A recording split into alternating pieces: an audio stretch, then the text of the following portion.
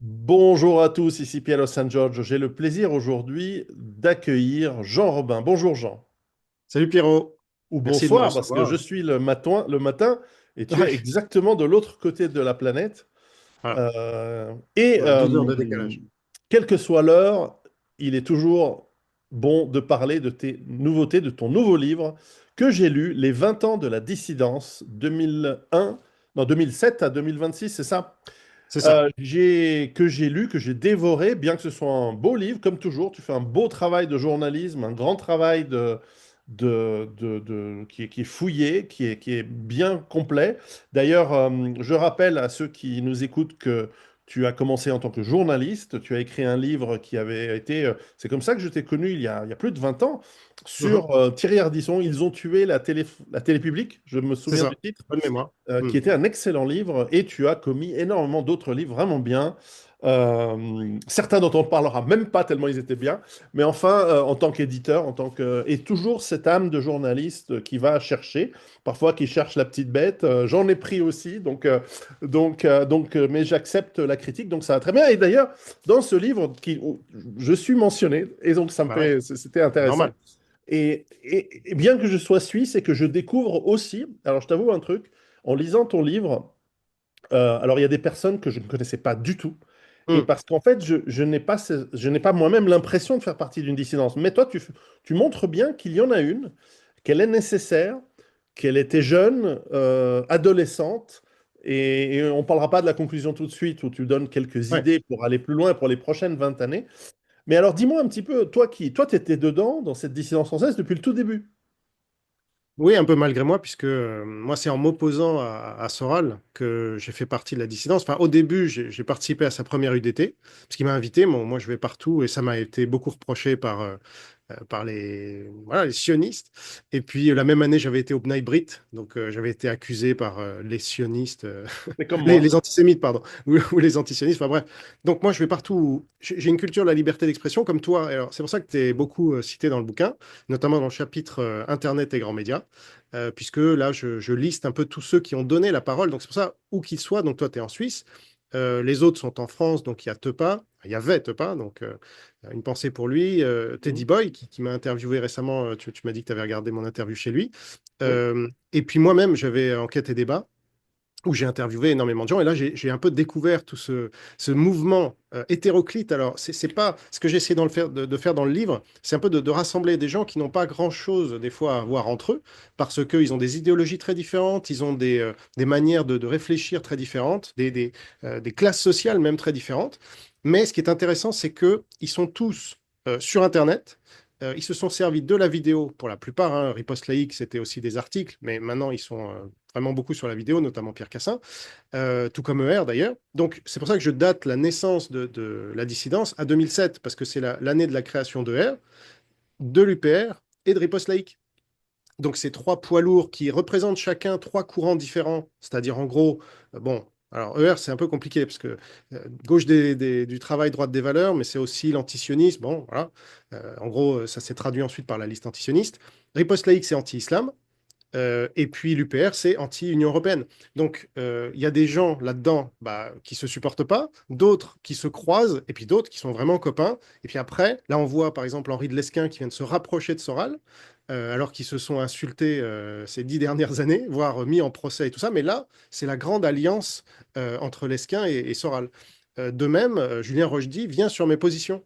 Alors, ce qui était marrant d'ailleurs, c'est que quand tu m'as invité en avril 2020, donc il y a exactement 6 ans, on avait parlé, dans une vidéo qui a beaucoup fait parler, de cette guerre bactériologique Elle de a la été Chine. censurée très vite, cette Elle a été vidéo. censurée très vite, voilà. Contrairement à celle de Soral qui est allée jusqu'à 1 million de vues, couillonavirus. Donc ça, j'en parle Mhm. effectivement. Mhm. Et dans cette vidéo, je ne sais pas si tu te rappelles, je te disais, ben, on verra que à l'avenir, il y aura deux positions principales, celle de Soral et la mienne. Et les gens s'aligneront sur la sienne ou sur la mienne, au fur et à mesure que la guerre mondiale va se développer.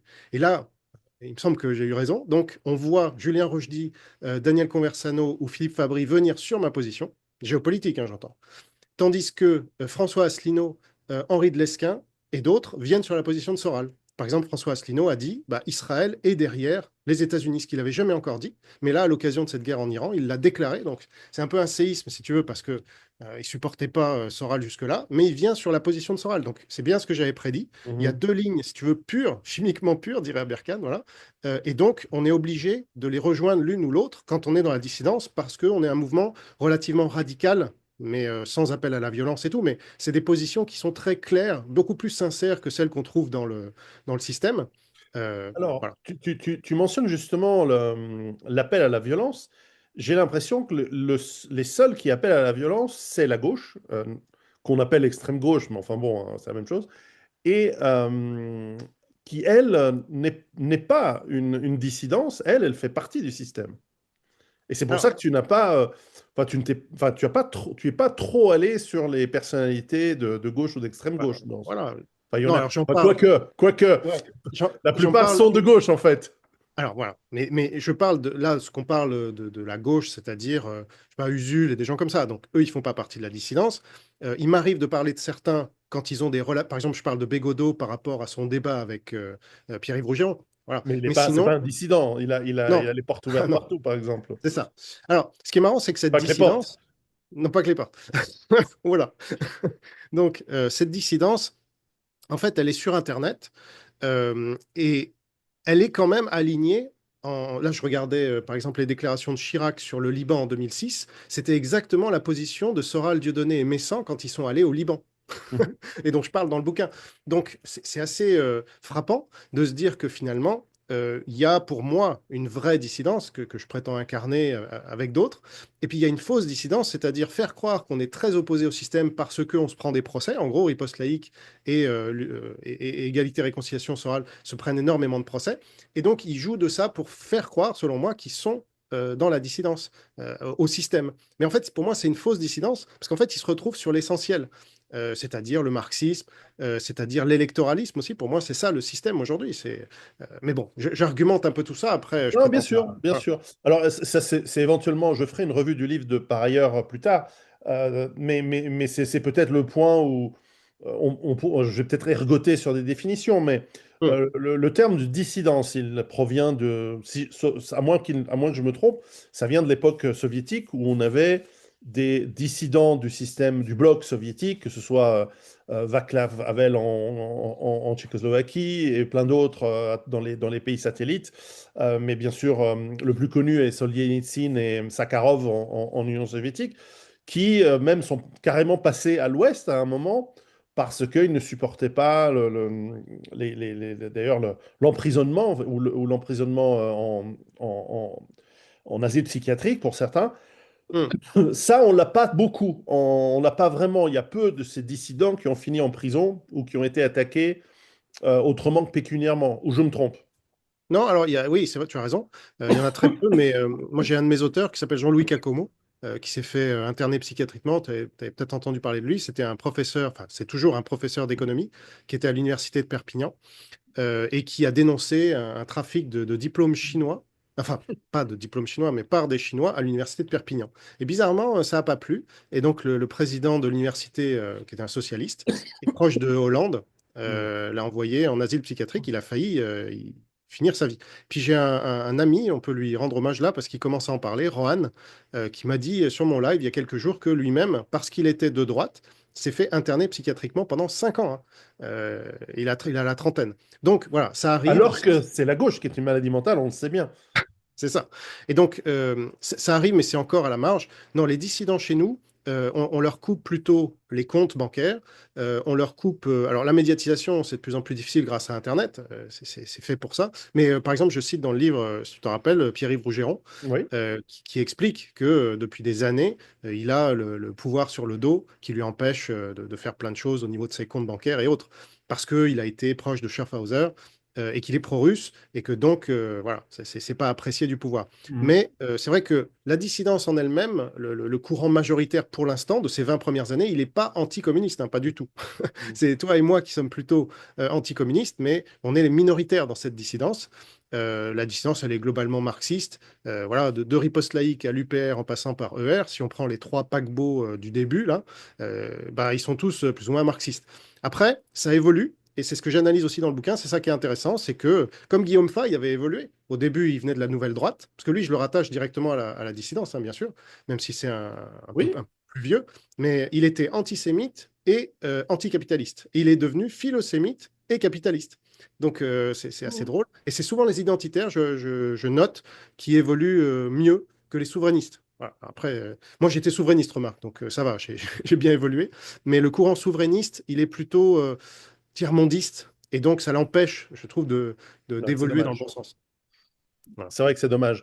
Une autre chose que je découvre aussi en lisant ton livre, c'est que c'est une dissidence qui est incroyablement désunie et pire, qui se crêpe le chignon sans arrêt, enfin pour l'immense majorité.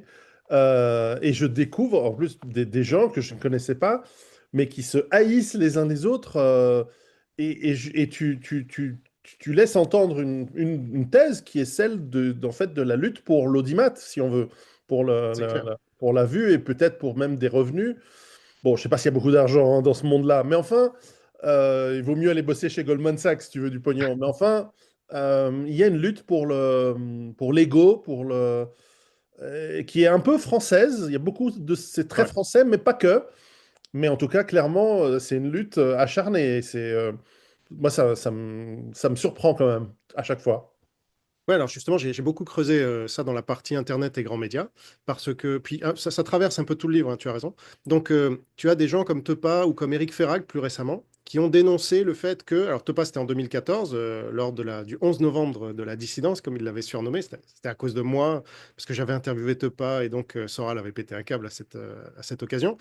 Et il avait dit, bah, à quoi ça sert de faire des médias libres et indépendants si c'est pour recréer une doxa de la dissidence, c'est-à-dire où on n'aurait pas le droit d'inviter un tel ou un tel, et on se ferait tout de suite. Donc, lui, il dénonçait ça, et 11 ans plus tard, Éric Ferrag, donc très récemment, celui qui gère donc le courrier des stratèges, a Mhm. dit quasiment la même chose, parce qu'il avait fait un échange quinzomadaire avec Thierry Messant, et il avait eu l'heure de le remettre un peu en cause sur certains points à un moment.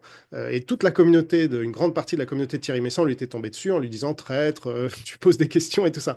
Donc, il avait dénoncé ça en disant, bah, les gars, faut vous habituer à l'esprit critique, hein. Si on est dans la dissidence, mais qu'on supporte pas la critique ou le débat, c'est un problème. Et moi, c'est ce que j'ai essayé de pousser pendant toutes ces années, notamment en Enquête et débat. Et j'avais beaucoup de mal de rassembler des personnalités. Plus elles étaient connues, plus c'était dur de les rassembler pour qu'elles débattent. Juste Mhm. ça. Parce qu'il y a ceux qui ont plus d'audience qui ne veulent pas débattre avec ceux qui en ont moins. Parce que, voilà. Bon, et ça, c'est un peu dommage. Mais c'est ce que on constate. Mon livre, c'est un livre. Je donne un peu mon opinion, si tu veux, mais c'est surtout un livre de constat. Ouais. On ne l'a pas dit, donc il y a deux parties égales de 280 pages écrites serrées chacune. Donc tu as la première partie, c'est la chronologie.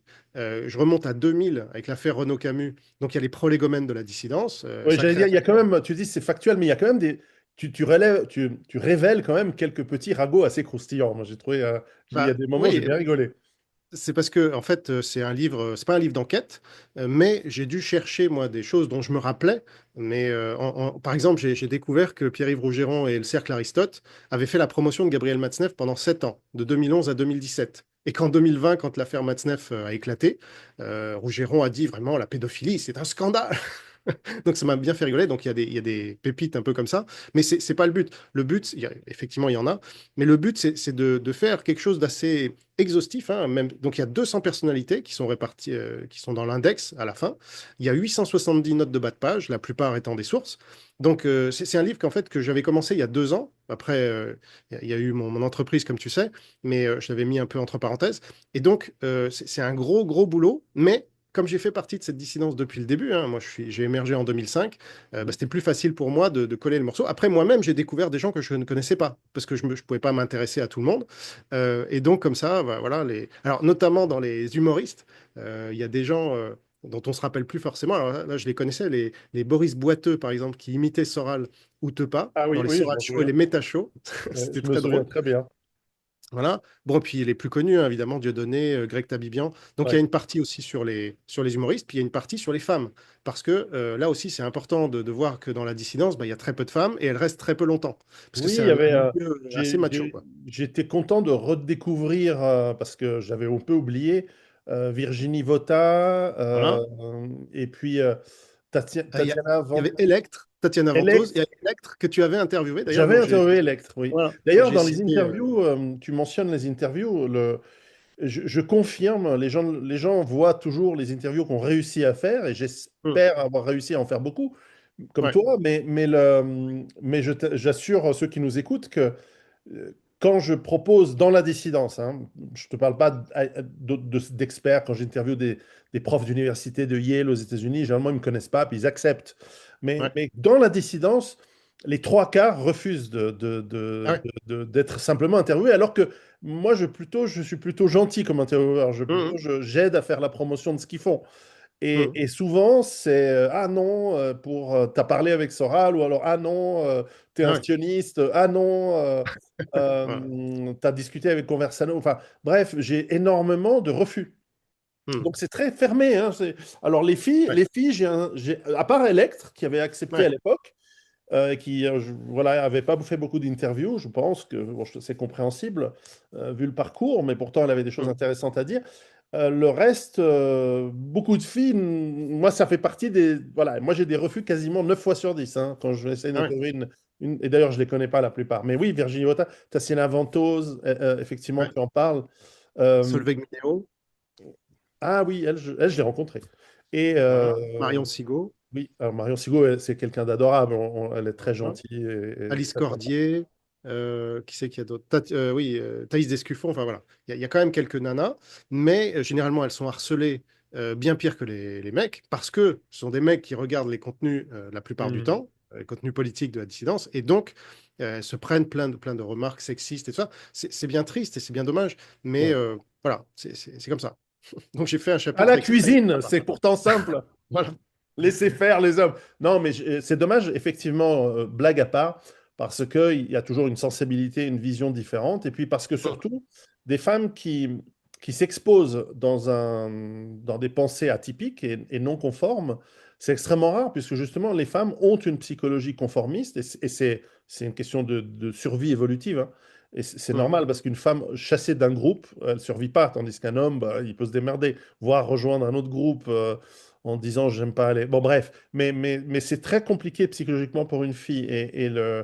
Donc, je salue le courage, même si, voilà, voilà, je pense à Tatiana Ventose, Ouais, qui est clairement dans un logiciel qui n'est pas le mien, moi non plus. Ouais. mais qui a de temps en temps enfin, qui a des idées intéressantes. Bon, j'ai l'impression qu'elle redécouvre un peu l'eau chaude.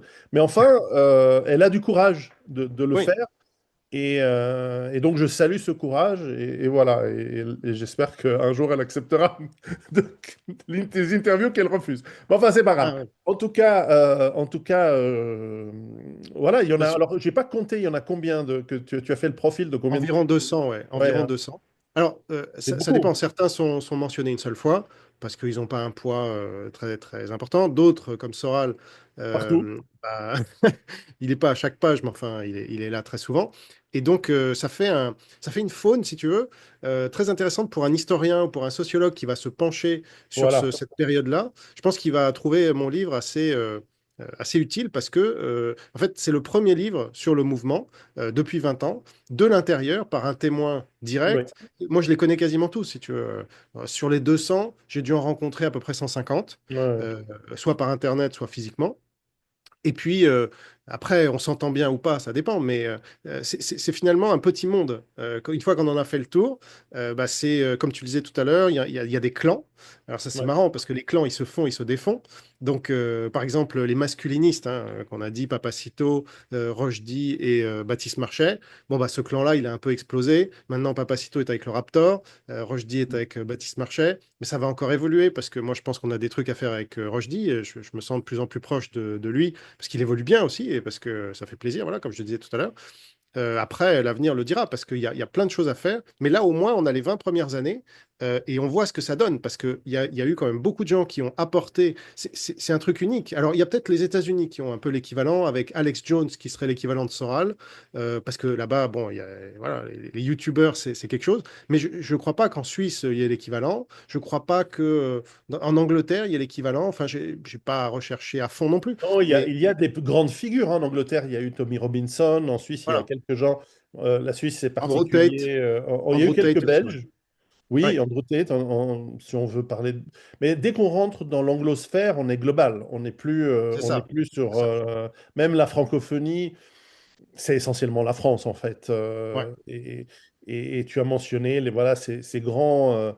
Et en revanche, ce qui est très important, et je rappelle hein, qu'il faut que vous lisiez ce livre, je mets le lien sous le descriptif de la vidéo, il est non seulement intéressant pour ce qu'il raconte, mais c'est capital de garder une trace Mm, cette période qui a compté, parce qu'on parle quand même de dizaines de millions de vues sur Internet. mm. Et Ah oui, aujourd'hui, tu peux parler à n'importe qui en France, il va connaître, évidemment, Dieudonné Soral, mais il va connaître des gens de la dissidence, qui va écouter une c'est fois ça. par-ci, une fois par-là. Je pense que quand tu te balades en métropole, moi, je suis arrêté, enfin pas arrêté, mais tous les jours, j'ai des gens qui viennent et qui me saluent et qui me disent, ah, j'ai vu vos vidéos. Pas tout le monde me connaît, pas tout le monde sait ce que je fais, mais Mm, des gens me disent, ah, je reconnais votre visage, etc.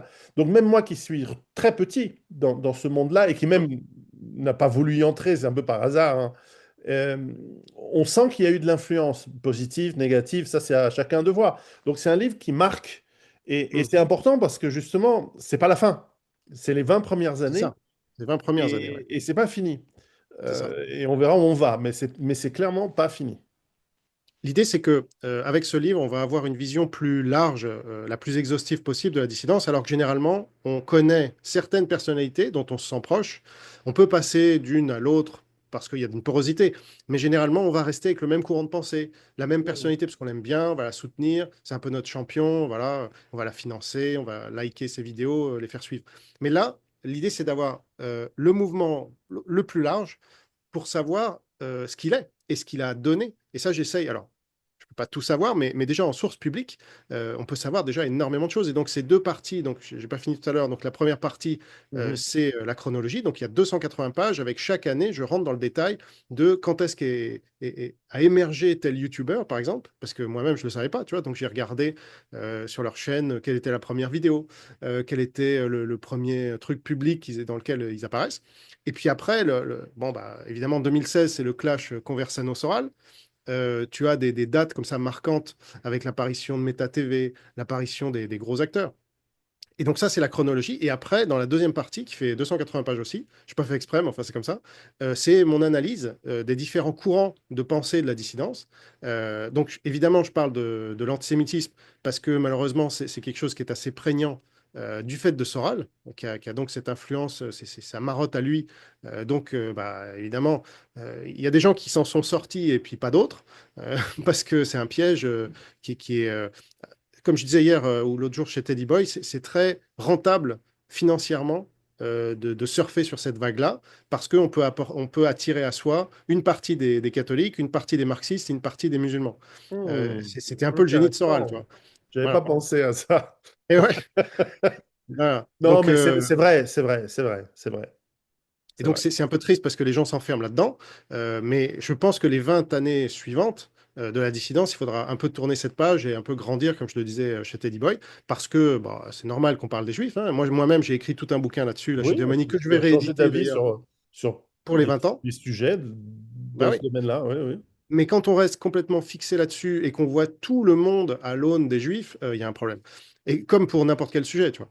Donc, ensuite, j'analyse bah, les courants identitaires, souverainistes, libertariens. Alors, c'est un plus Mhm. petit courant, hein. Mais Ouais, on est très Baptiste, peu, on est très peu. voilà, mais il y a Baptiste Marchais quand même, il y a Le Guise, il y a, enfin, vous êtes quand même quelques-uns. Et puis, donc, j'apporte des connaissances de l'intérieur. Donc, c'est là où il y a quand même un sacré nombre de pépites. Et puis, une analyse politique, après, qu'on partage ou pas, mais au moins, j'en profite pour rappeler un certain nombre de faits qui se sont passés.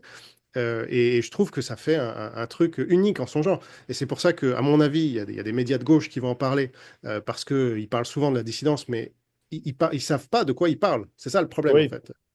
Et donc là, c'est pour les faire un peu monter en compétence eux aussi. Alors, je sais pas s'ils voudront, hein, parce que c'est pas trop leur truc, mais au moins, ils auront pas l'excuse que ce livre n'existe pas. Et s'ils commencent à raconter n'importe quoi, je dirais, ben, est-ce que vous avez lu telle page de ce livre? Parce que là, vous dites n'importe quoi, voilà la preuve du contraire. Donc, c'est aussi pour rétablir un certain nombre de mm, vérités, mm. parce que ce mouvement, il est loin d'être parfait, mais il a le mérite d'exister. Et il y a des gens qui ont pris beaucoup de risques, qui se sont montrés à visage découvert, souvent sur des sujets très radicaux. et qui ensuite influence, je veux dire, la LFI aujourd'hui, elle est sur la position de la liste antisioniste en 2009. Tout à Donc on fait. peut le regretter ou pas, mais c'est un Oui. fait. Donc ça veut dire que ça a eu, ça a eu beaucoup d'influence. Et donc c'est dans les franges les plus radicales qu'on trouve souvent le plus de bouillonnement intellectuel, le plus d'influence ensuite sur le reste de la société.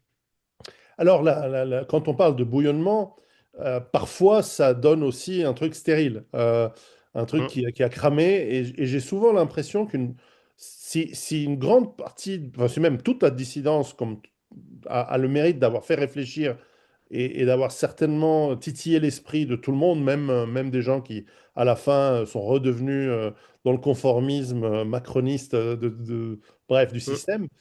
euh, Malgré tout, peu ont amené à de l'action et peu ont amené à ce que ça donne quelque chose voilà, de concret.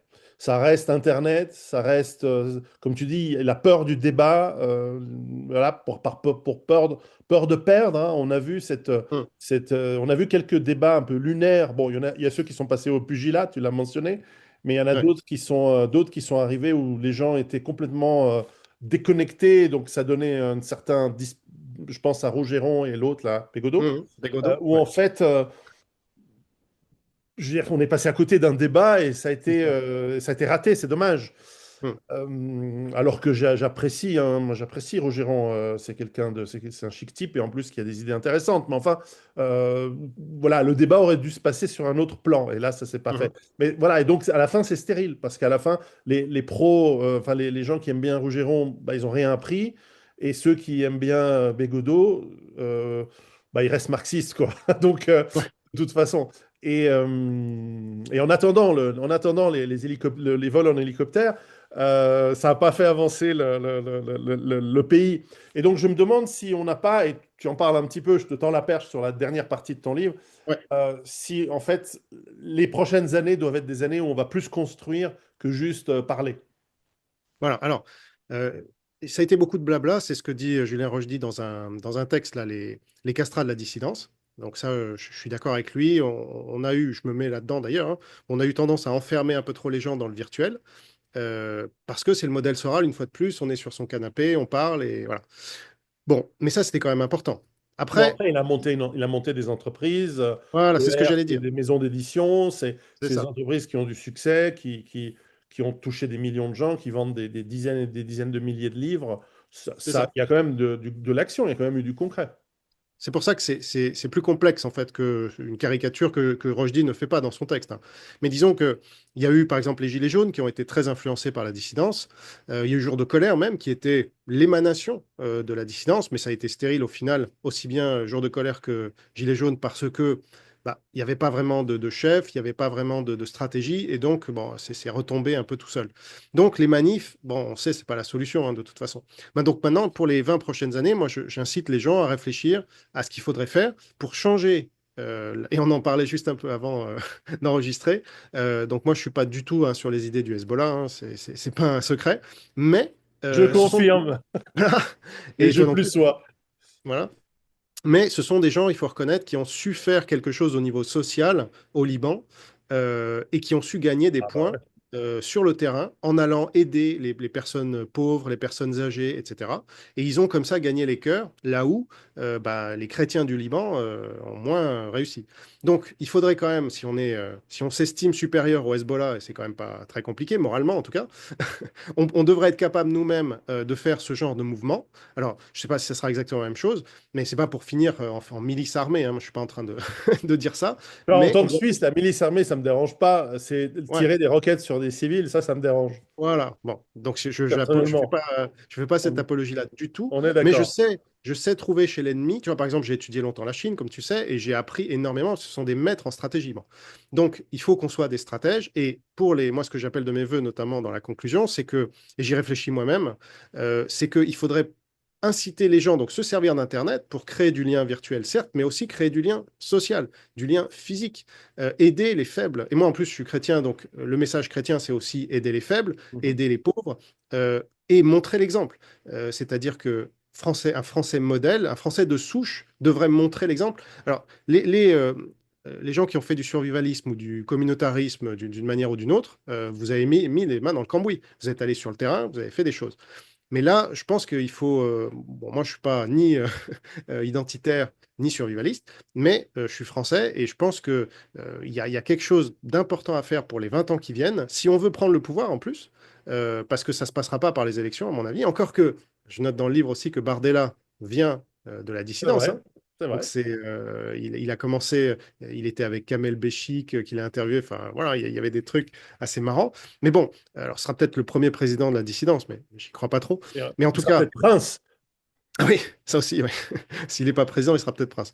Mais en tout cas, je pense que les 20 prochaines années de la dissidence, et on en a parlé donc avec Teddy Boy lors de son interview de moi, on devrait aller plus vers les gens physiques et les aider, montrer l'exemple, et comme ça, des Français plus de branches pourraient voir bah, ce que des Français de souche font, et que c'est ça la France en fait. Si on veut créer un contre-modèle, on peut essayer au niveau médiatique, mais c'est très compliqué, hein, comme on le voit, parce qu'il y a les égos, il y a le machin. Mais là où on peut se retrouver, peut-être tous d'ailleurs, quelles que soient nos idéologies, c'est l'aide à autrui. C'est aller donner son sang, par exemple. Ça, on l'a jamais fait dans la dissidence. C'est tout con. Mais pourtant, tu aides ton pays en allant donner ton sang. Et moi-même, je l'ai jamais fait, tu vois. Enfin, ça fait longtemps que j'ai pas donné mon sang. Et je mets à culpa parce que je pense qu'on devrait plus le faire, mais il faudrait créer un mouvement qui va entraîner les gens à le faire, parce que sinon, si on est tout seul dans son coin, peut-être. Alors ça, les églises le faisaient un peu, mais il y a de moins en moins d'églises en France. Et donc, il faut qu'il y ait des groupes politiques, mais aussi inspirés par Jésus, hein, qui est pour moi le modèle. Mhm. Et pas forcément pour des chrétiens, c'est-à-dire que tu peux être athée et aller donner ton sang, parce que voilà, même la gauche le fait. Donc ça, c'est quelque chose qui est rassembleur, et je pense que la dissidence de l'avenir, elle devrait pousser à ça, et j'essaierai d'apporter ma pierre dans ce sens. Voilà.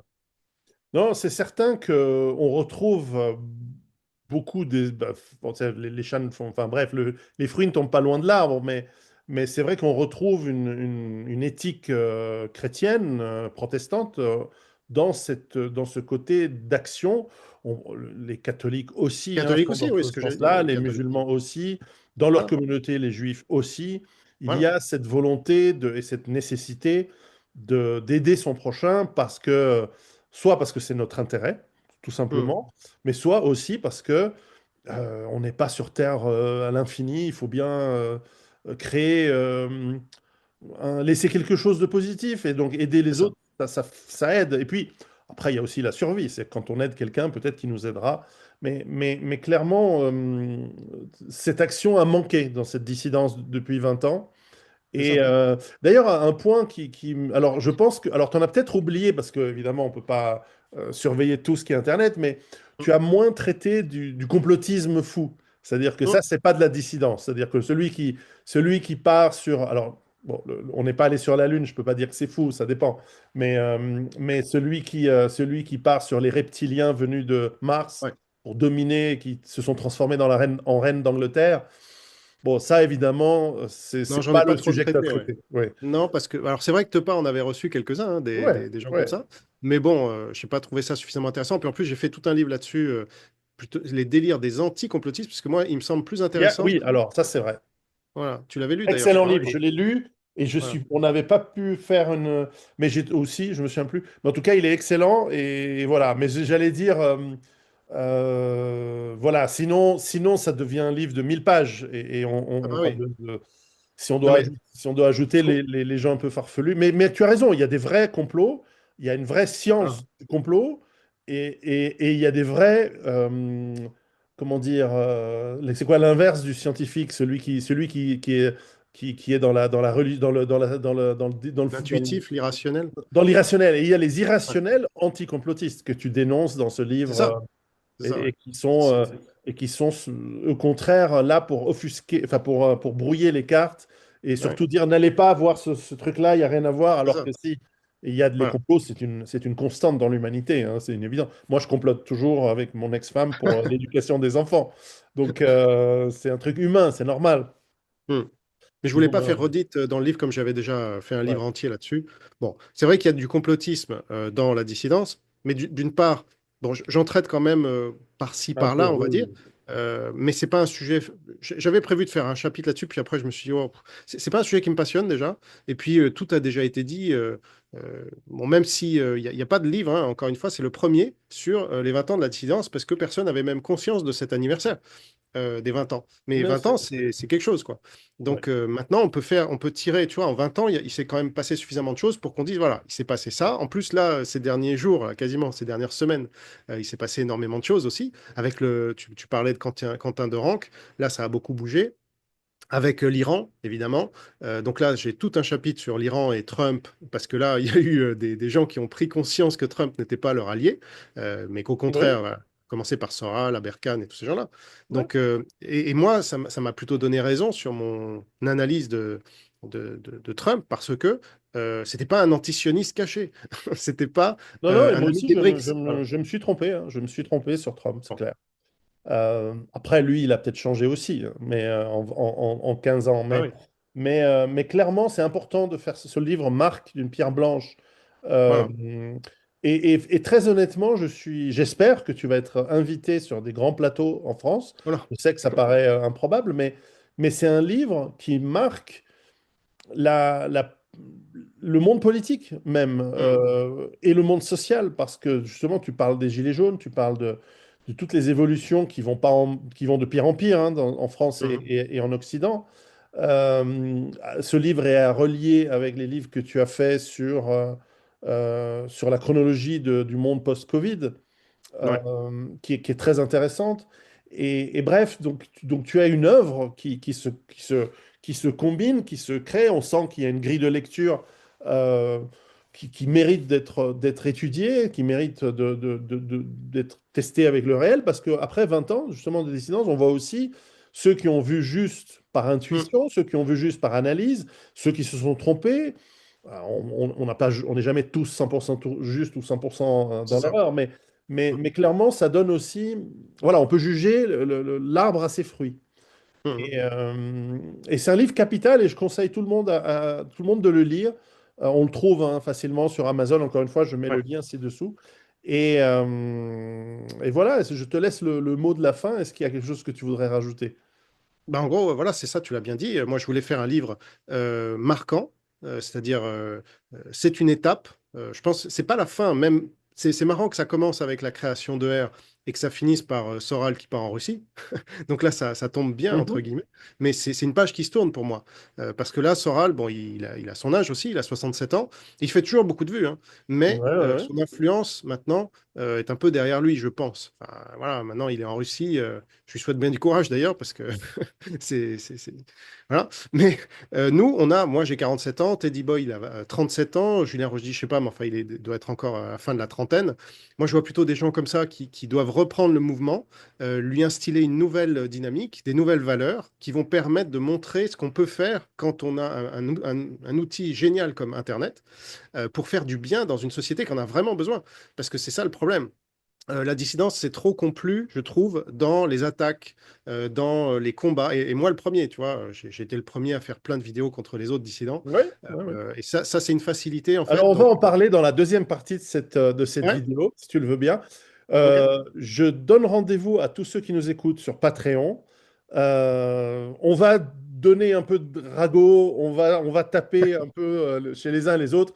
Mais en tout cas, voilà, je voulais pas mélanger avec cette vidéo, on présentait ton livre. Donc, on se retrouve sur Patreon avec Jean Robin. En tout cas, Jean Robin, merci beaucoup. Et Bah, continue à merci à écrire toi, des livres Pierrot. Ouais, comme ça, c'est super. ça marche. Merci.